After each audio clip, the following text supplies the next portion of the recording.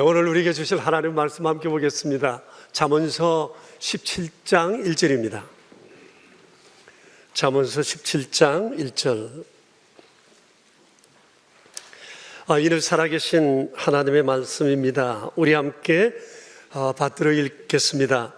마른 떡 한 조각만 있고도 화목하는 것이 제육이 집에 가득하고도 다투는 것보다 나으니라. 아멘. 정말 세월이 빠르죠. 4개월이 벌써 지났어요. 내일이면 5월.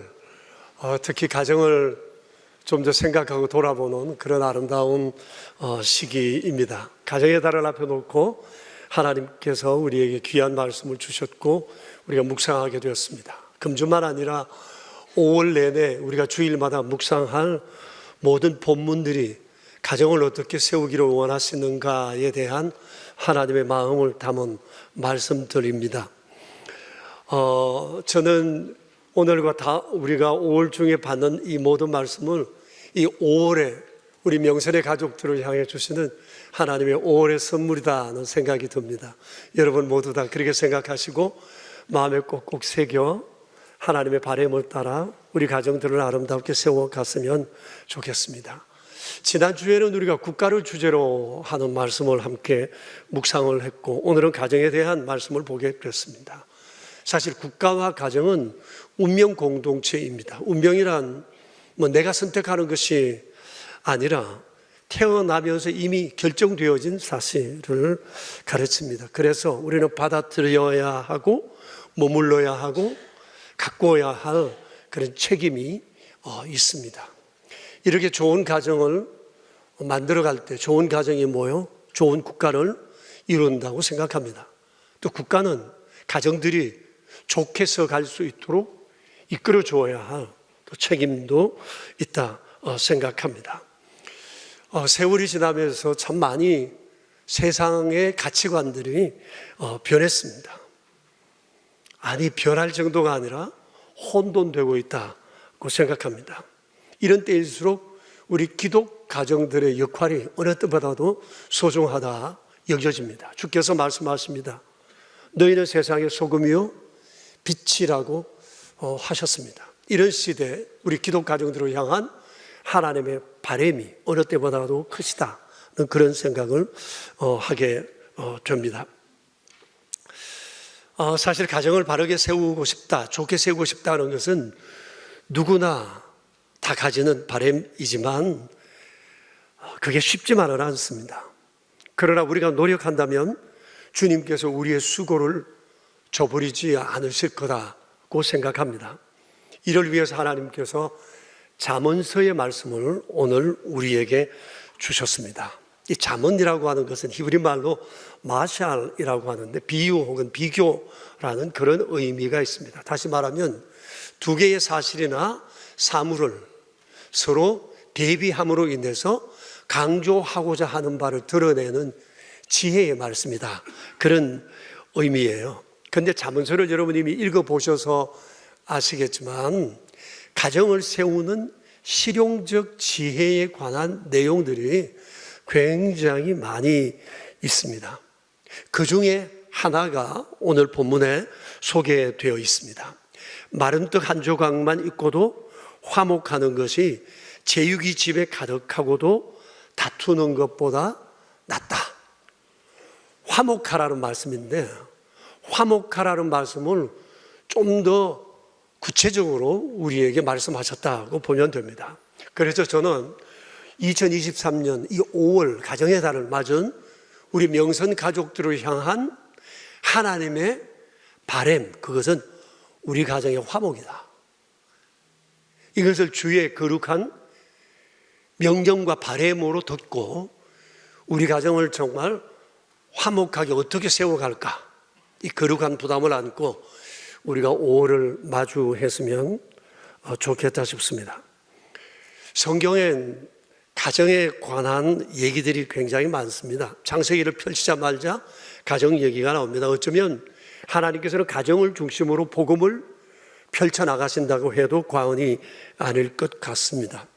그런데 성경에 나오는 수많은 가정들 중엔 화목한 가정도 있고 그러지 못한 가정도 있습니다. 어느 쪽 얘기가 많을 것 같아요? 불화한 가정의 얘기가 훨씬 더 많습니다. 그런데 화목한 가정은 화목의 이유가 있고 불화한 가정은 불화한 이유가 있습니다. 그래서 몇몇 가정의 사례를 우리가 함께 잠깐 살펴보았으면 좋겠습니다.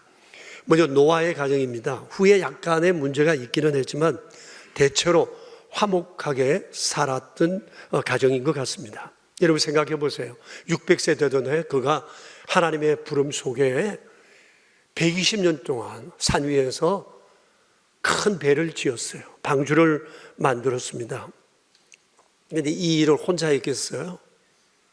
가족 아들들도 여럿 있는데 부인과 아들들, 며느리 같이 이 일을 하지 않았겠어요? 그들이 밥도 해나르고 참도 해나르면서 아마 방주를 함께 지었으리라고 생각을 합니다. 그런데 보세요. 부인이나 자식들 중에 어느 누구도 아버지가 하는 일에, 남편이 하는 일에 태클을 걸지를 않았습니다.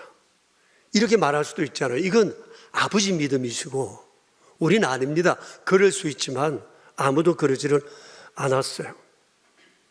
노아가 120년 동안 이성적으로 도저히 받아들일 수 없는 그 일들을 해나갈 때 자기 아버지를 향한 오만 사람들의 험담과 욕설과 조롱도 많았을 것입니다. 그럼에도 불구하고 가족들이 이 가장을 믿고 함께 이 120년을 이겨낸 것입니다.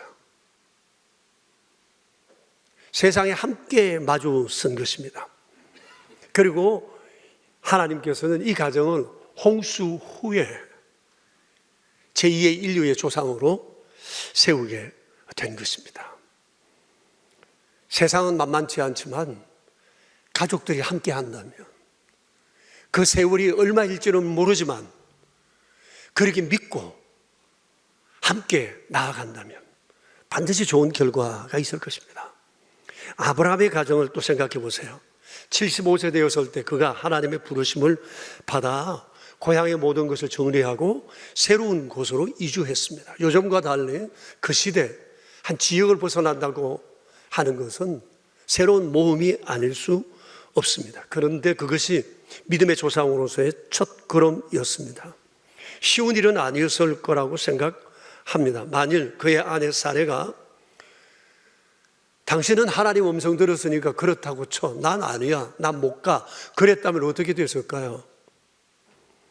그런데 이 부부의 마음이 하나가 되었고 그랬기에 그들은 어느 누구도 해낼 수 없었던 그 위대한 그 길을, 믿음의 길을 걸을 수 있었던 겁니다. 그리고 애굽의 총리였던 요셉 한번 생각해 보세요. 요셉의 삶은 우여곡절이 있었어요. 그런데 그가 30 되었을 때 애굽의 총리가 되었습니다. 그 이쁜 총각 왕이 중매를 서서 제사장의 딸과 맺어 주었습니다. 성경에 구체적으로 나와 있지는 않지만 요셉을 만난 이 사람 아마 요셉을 따라 여호와 신앙으로 개종했을 거라고 생각합니다. 그리고 10년쯤 지났을 때 가나안에 살고 있던 시댁 식구들이 떼거리로 애굽에 이주했습니다. 나이 많은 시아버지 147세 된 시아버지에다가 시어머니가 무려 셋, 그리고 남편 요셉을 팔아먹었던 시숙이 10명, 시누이 1명, 시동생 1명, 그리고 여기 딸린 식구가 전체 66명입니다. 여러분 상상이 되세요? 그런데 요셉 부부가 이 사람들을 다 거두었습니다. 불신자라도 믿음이 제대로만 들어가기만 하면 이렇게 이쁘게 삽니다. 다른 사람 못했던 일도 해낼 수 있는 역량을 구비하게 된다고 하는 겁니다. 그리고 모세와 여호수아에 대해서는 우리가 금년에도 묵상을 했으니까 넘어갑니다만 대단한 사람들이잖아요. 믿음으로 가정을 오직 어두운 세상 가운데 가정을 세워갔던 사람들입니다. 그리고 신약의 요셉과 마리아 가정을 생각해 봐요. 동정녀 잉태했다는 이 스캔들로 인해서 얼마나 이 사람들이 어려움을 당했어요. 근데 남편 요셉은 자기 아내의 도무지 알지 못하는 이런 상황에 대해서 그는 입을 닫았어요. 드러내지 않았어요. 마리아도 수모를 작정하고 하나님의 뜻에 순종했어요. 대단한 부부라고 생각되지 않으세요? 만일 이들이 하나님의 거룩한 부르심 앞에 노라고 했다면 하나님의 구속사는 어떻게 전개되었을까? 참 궁금하게 짝이 없습니다. 하나님의 복음이 예루살렘에서 시작해서 유럽으로 번져갈 때 하나님은 사도 바울을 택하셨고 사도 바울을 돕는 동역자들을 많이 세웠는데 그 중에 중요한 사람 브리스길라와 아굴라 부부입니다. 이들은 자신들의 직업을 통해 하나님의 선교를 바울의 동역자로 얼마나 훌륭하게 수행했는지 몰라요. 바울 혼자 할 수 있었던 것이 결코 아니에요. 하나님께서는 부부가 연합하여 하나님의 일에 함께 나섬으로 어느 누구도 감당할 수 없던 그 놀라운 일들을 이루어내도록 하셨던 것입니다. 반면에 성경엔 불화했던 가정에 대한 얘기도 참 많습니다. 먼저 아담과 하와를 생각해 봐요. 선악과를 따먹고 난 다음에 이 부부는 서로에게 책임을 전가했습니다. 처음 만났을 땐 전혀 그럴 생각 없었잖아요. 뼈 중에 뼈요, 살 중에 살이라고 그저 이쁘기만 하다고 했던 사람들이 어느 사건이 터지자 서로에게 책임을 미루었습니다. 아마 사라 남편 아담에게 실망 많이 했을 겁니다. 이놈 하지 않았을까요? 아담 역시도 니도 별거 아니네 그런 소리 했을 것 같습니다. 서로 책임을 전가하는 이 부부 서로에게 실망했을 뿐만 아니라 이들 가운데 태어난 두 아들 역시도 뭐 부모에게서 뭘 배웠겠어요? 다투는 거 배웠겠죠. 결국 그래서 그 가정 정말 아프게 시작된 것은 우리는 잘 보고 있습니다. 그리고 노아 시대 때 노아 가족들을 빼고 모든 그 시대 가정들이 굉장히 엄난했습니다. 남녀노소 남편과 아내 할 것 없이 얼마나 엄난했든지 하나님께서 탄식하셨어요. 내가 이 사람 지어졌음을 후회하노라. 내가 다 쓸어버리라 하고 한순간에 훅 다 날아가고 말았습니다. 엄난함으로 가정이 제대로 세워지리라고 생각할 수가 없습니다. 그리고 이삭의 가정 생각해 봐요. 두 아들이 태어났어요. 근데 이 부부가 두 아들을 서로 편애했어요. 부모의 편애 속에 자란 두 아들은 서로 경쟁의식을 가지고 경쟁 대상으로 여겼어요. 가정이 풍비박산 날 뻔한 상황 속에서 하나님의 도우심 속에 다시금 세워져 믿음의 조상으로 길을 내려왔습니다. 구체적으로 말씀드리지는 않겠지만 야곱의 가정, 엘리 제사장의 가정, 사사 삼손의 가정, 그리고 다윗의 가정은 또 어땠습니까? 하나님의 은혜로 이스라엘의 별이 되었지만 다윗 아내를 참 많이 뒀습니다. 여자 되게 밝혔어요. 아니 사울에게 죽느냐 사느냐 쫓겨다니면서도 결혼을 했으니까요. 또 여자 만나 또 자기 아내 삼고 그랬던 다윗이었어요. 볼 것 없어요. 하나님 아니었으면 이 사람도 훅 가는 겁니다. 근데 하나님의 은혜로 하나님이 그를 붙드시고 그래도 그에게 오직 하나님만 바라보고 잘못을 회개하고 다시 돌이키는 이런 아름다움을 보셨기 때문에 주님이 그를 더러 사용하셨던 겁니다. 다윗의 아들 솔로몬은 여자가 자그마치 1000명이었습니다. 집안 분위기 어땠을까요? 부자였으니까 잘 챙겨주기는 했지만 그 후로 이로 인해서 어려움들이 생기지 않았어요.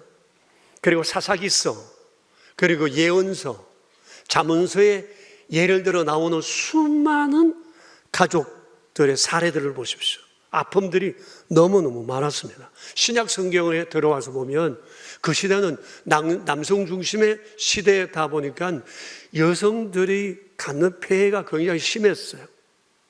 예수님께서도 직접 이혼에 대한 지침을 주시기도 하셨잖아요. 이혼 정서를 반드시 줘야 한다고 얘기를 했잖아요. 다시 말하면 그 시대 여성들은 남편이 살기 싫다면 그냥 거기서 끝이 나는 거죠. 이런 아픔들에 대한 얘기가 성경에 제대로 기록되어 있지는 않지만 각 가정마다 한숨이요. 여성들은 남몰래 훔치는 눈물들이 아마 강처럼 흘렀을 거라 그렇게 생각이 되어져요. 여러분, 이런 가정의 분위기 한번 생각해 봐요. 그 사회 분위기 생각해 봐요. 가정이 이러고는 나라가 제대로 설 수 없습니다.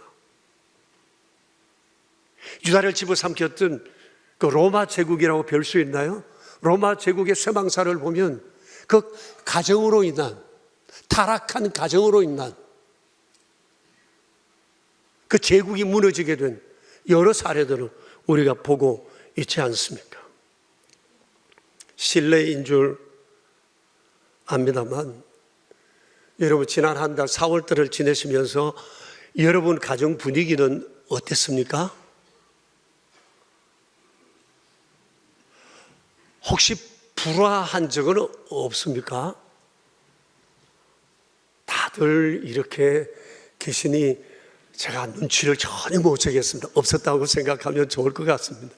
그런데 혹 있었다면 왜 그러셨어요?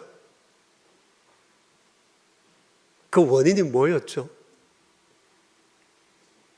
그런데 우리가 간과하지 말아야 할 것이 있어요. 화목을 방해하는 배후에 영적 세력이 있다는 겁니다. 성경은 그것을 말씀하세요. 우리는 성격이 다르니까 MBTI가 어쩌고 저쩌고 할 것도 없어요. 성경은 말씀하세요. 불화와 다툼과 시기 그 배후엔 영적인 존재, 악한 사단이 사람을 부추겨 개인을 무너뜨리고 가정을 무너뜨리려 한다고 말씀을 하세요. 그래서 사단은 지금도 삼킬 자를 두루 삼키려고 다니니 경계하라고 당부를 하시는 성경의 말씀들을 이곳저곳에서 보게 됩니다. 가정의 화목을 깨뜨리는 요소들이, 요인들이 많이 있지만 그 중에 하나를 소개하는데 오늘 본문의 돈입니다. 돈 문제입니다.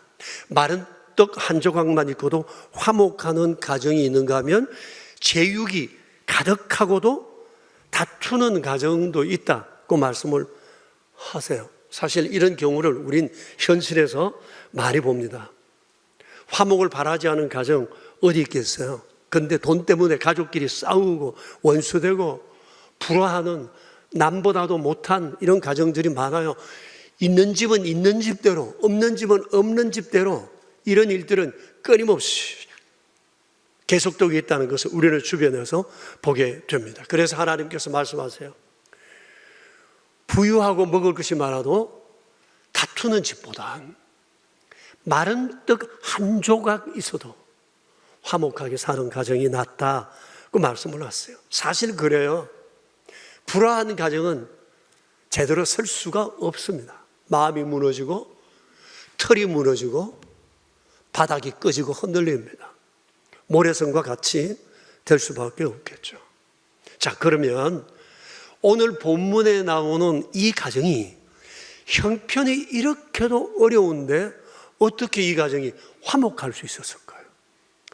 마른 떡 한 조각만 있고도 어떻게 불화하지 않고 살 수 있었을까? 오늘 성경에는 이 얘기에 대한 구체적인 답이 안 보이지만 이 말씀을, 이것을 이 말씀의 선행구절인 15장 16절 17절에 보면 우리가 실마리를 찾을 수 있을 것 같습니다. 한번 볼까요?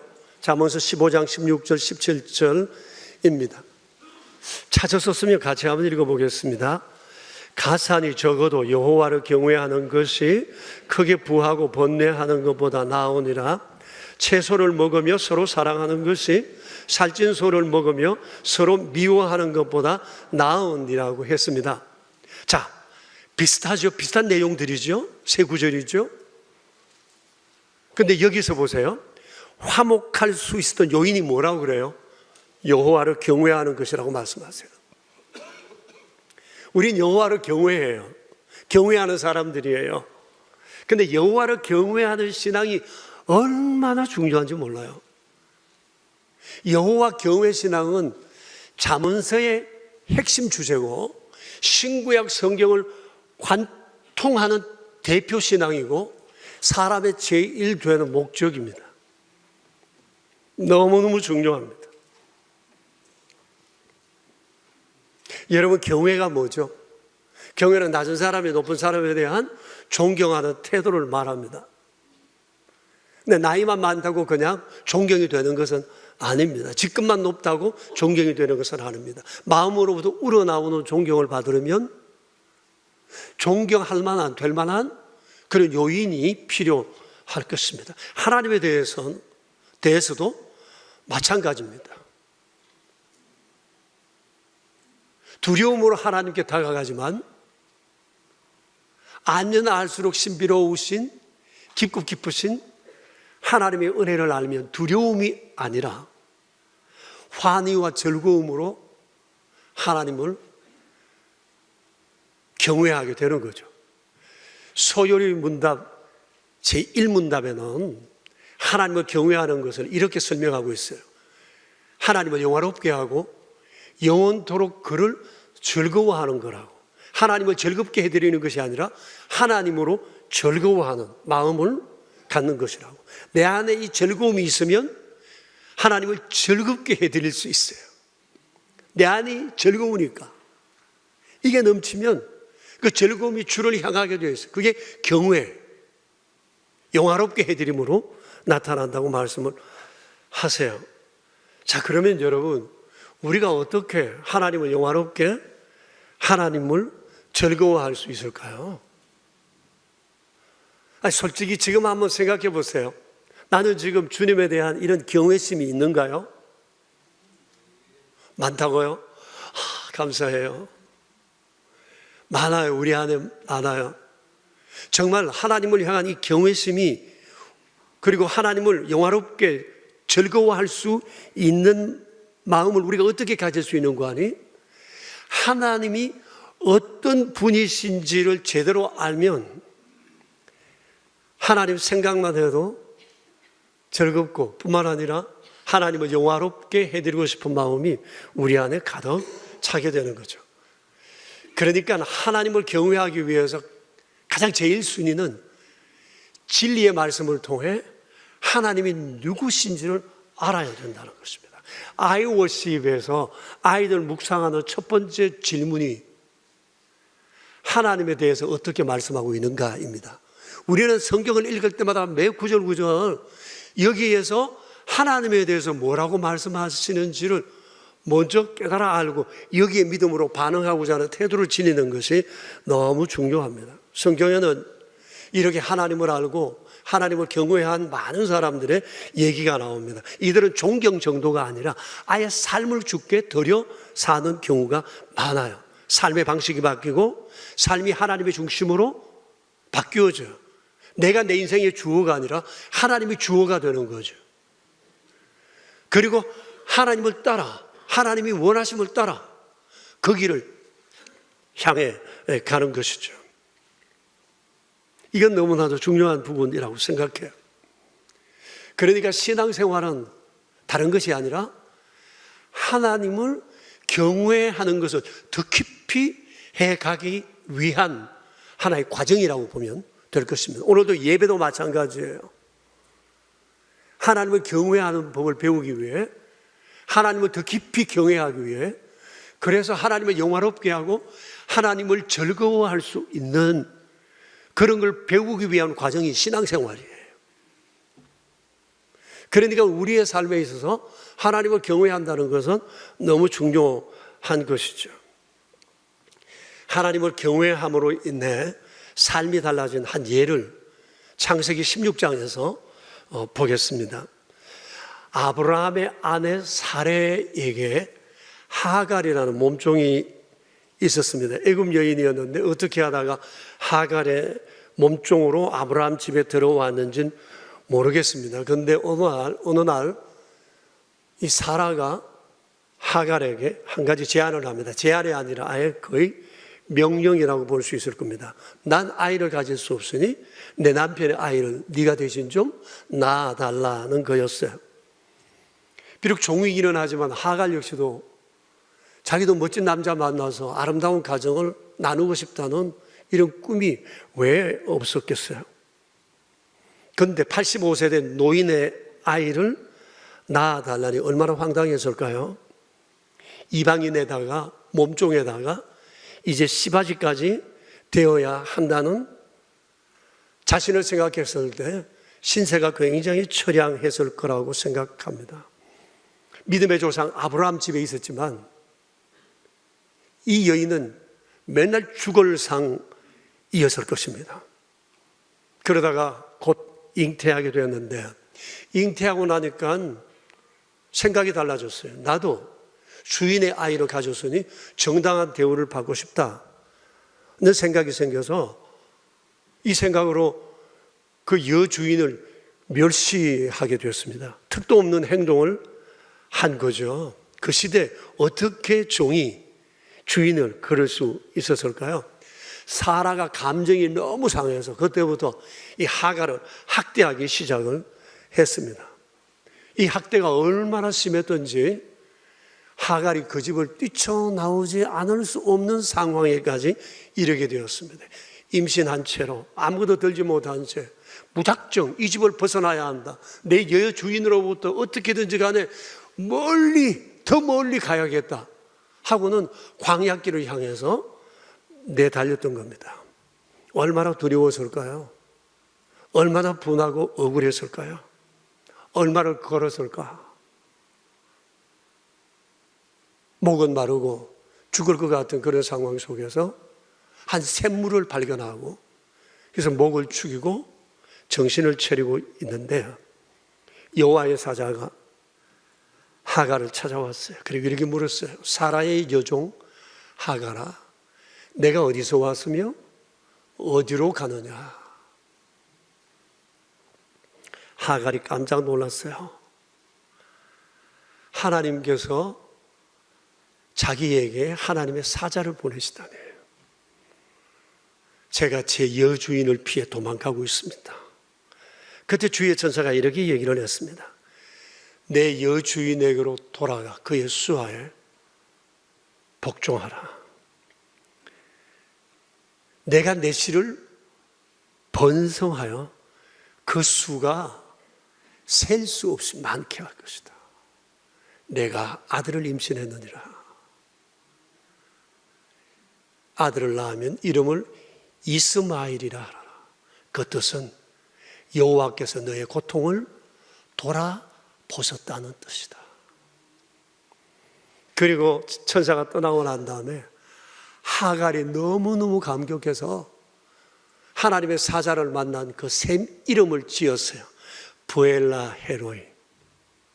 그 뜻은 내가 어떻게 여기서 나를 살피시는 하나님을 배울 수 있었는가 라는 그런 뜻이에요.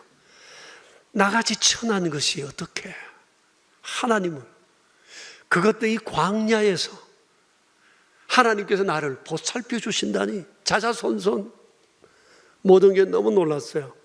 지금까지 이 하갈은 여호와는 아브라함과 사라의 하나님이신 줄만 알았어요.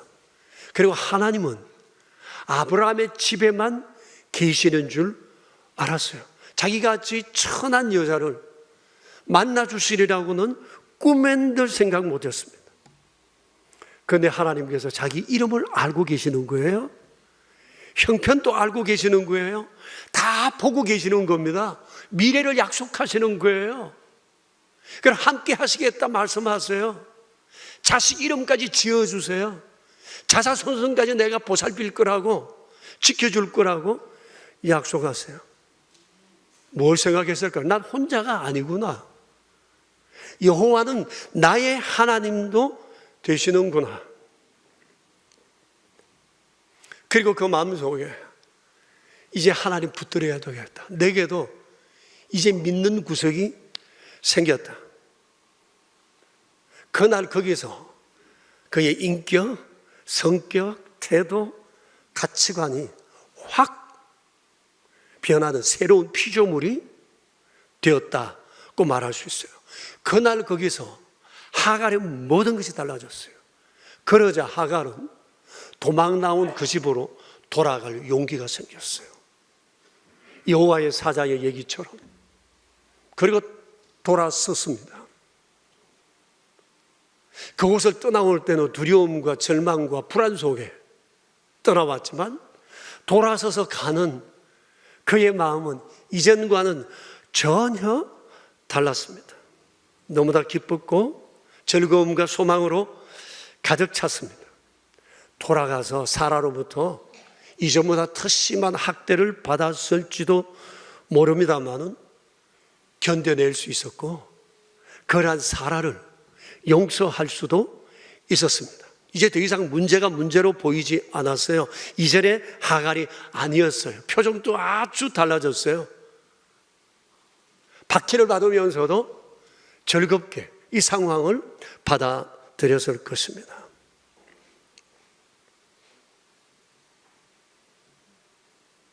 뭐 때문이죠? 하나님을 만난 거죠. 여기서 하나님을 경외하는 마음이 생기게 된 거죠. 주를 영화롭게, 주로 즐거워하는 마음. 이것이 자기 안에 있는 불안과 두려움을 다 밀어내버린 것입니다. 하나님을 경외하는 것은 바로 이런 것입니다. 그래서 우리의 삶에 있어서 가장 중요한 것은 하나님이 누구신가를 아는 거예요. 하나님이 어떤 분인지를 아는 것이 제일 중요해요. 우리가 성경을 읽고 제자 훈련을 하고 하는 모든 것의 이유는 하나님을 더 잘 알기 위해서예요. 그리고 하나님과 사랑에 풍덩 빠져서 그 하나님 안에서 즐거워하고 이 즐거움으로 주를 섬기고 Love God, Love People을 하는 그 힘을 공급받기 위해서 우리가 이 일을 하는 것입니다. 그럴 때 우리 안에 자부심이 생기죠. 새로운 용기가 생기죠. 정말 행복하구나. 너무 좋구나. 주님 바꿀 수 없어요. 어떤 것도 비길 수 없어요. 난 주만 있으면 돼요. 이런 마음의 생각이 가득 차게 되면서 세상을 살아갈 용기를 갖게 되죠. 아무것도 없어도 환경은 변하지 않아도 하나님이 나와 함께 하신다는 이 한 가지 사실이 세상을 살아갈 만한 이유가 있는 현장으로 보이게 되는 것입니다. 지난 1월 달에 저는 또 다른 하갈 얘기를 들었어요. 지금은 중년이 된 어느 자매님의 여고 시절 이야기입니다. 가정이 굉장히 불안했고 어려웠대요. 눈을 철이 들면서부터 술 마시고 매년 술에 취해 있는 아버지를 보았어요. 술만 먹으면 주사를 부리는 아버지. 밥상을 차려놓으면 맨날 밥상을 걷어차는 아버지. 맨날 얼마를 두들겨 펴서 엄마의 온몸에 멍이 들고 엄마는 아버지 이 위력 때문에 벌벌 떨고 숨죽여 지내야 하고 제대로 눈물도 흘리지 못하는 엄마의 두려워하는 모습을 보면서 이 소녀는 자랐어요. 학교에 가서 다른 친구들을 만나 얘기를 들으면서 얼마나 비교가 되는지 많은 상처도 있었다고 합니다. 어느 날 또 학교를 갔다 왔는데 어김없이 똑같은 일이 벌어진 거예요.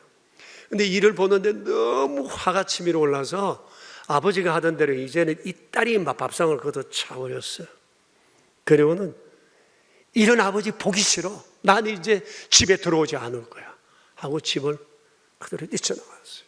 한참을 달려 버스를 올라타는데 누군가 자기 뒤를 따라오는 듯한 느낌이 들어 돌아보니 엄마였어요.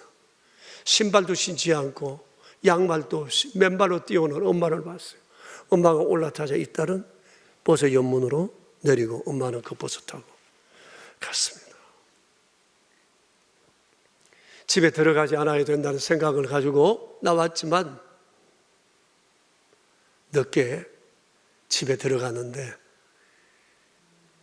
이 딸이 하는 얘기가, 내가 그날 만일 맨발로 달려온 엄마의 모습을 보지 않았으면 나는 영원히 집에 들어가지 않았을 거라고. 그리고 그 다음날 교회에 가서 기도를 드렸대요. 하나님에 대한 원망이 너무 크고 분노가 너무 생기더래요. 그래서 냅다 소리 질렀대요. 저런 아버지 바꾸어 주세요 하고 하나님 앞에 몇 분이고 저런 아버지 바꾸어 달라고 그렇게 소리를 질렀대요. 그런데 그때 자기 마음에 큰 소리가 들리는데, 내가 내 아버지니라. 내가 내 아버지니라 하는 이 음성이 들리는데 눈물이 쏟아지고 온몸의 세포가 막 살아 움직이는 듯한 이런 느낌을 그가 받게 되었다고 그럽니다. 어릴 적부터 주기도를 외우며 신앙생활을 했지만 하나님 아버지 그렇게 고백을 해서도 정말 하나님이 내 아버지인 줄 몰랐대요. 하나님을 경외한다고 했는데 다 형식이었어요. 하나님과 마음을 주고받지 않은 그런 관계였던 것 같아요. 그런데 그날 비로소 하나님이 내 아버지라는 사실은 알게 되고 하나님을 진정으로 경외하는 믿음을 이 사람이 갖게 되면서 슬픔도 분노도 아버지에 대한 미움도 한꺼번에 다 씻겨져 가는 것은 경험했다고 그래요. 사랑하는 교우 여러분, 이 5월 우리 가정을 향한 하나님의 바람이 있어요. 화목이에요. 화목이에요. 그런데 화목하지 못할 만한 당연한 이유들이 있을 것입니다. 그때마다 우리는 환경을 탓하고 다른 가족들을 탓할 때가 많습니다. 그런데 언제까지 환경을 탓할 겁니까? 언제까지 그 사람을 탓만 하고 있을 것입니까? 대신에 광야에서 남의 자식 임신하고 도망가다가 샘물가에서 하나님의 사자를 만났던 하갈을 한번 생각해 봅시다. 그리고 이런 아버지 바꾸어 달라고 절규했던 그 소녀를 한번 생각해 보세요. 그러면서 우리 가정의 불화함에 대한 새로운 길을 우리가 한번 모색을 해 봤으면 좋겠어요.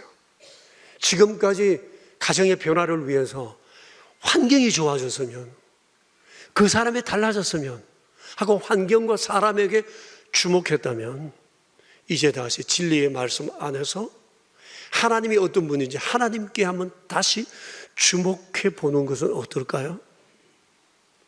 진리의 말씀을 붙들고 하나님이 어떤 분인지, 하나님 만나고 싶다고, 하나님과 마음을 나누는 관계 되고 싶다고, 그 하나님의 사랑에 풍덩 빠지고 싶다고 절규하며 주께 한번 다가갈 수 있으면 어떨까요?